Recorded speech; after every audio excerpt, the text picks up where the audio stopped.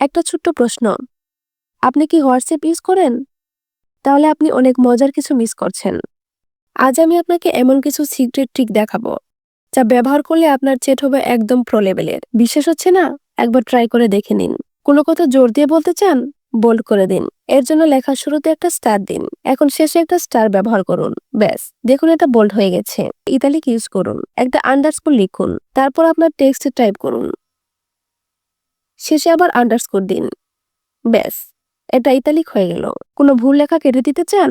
Strike throw use করুন। একটা tilde দিন।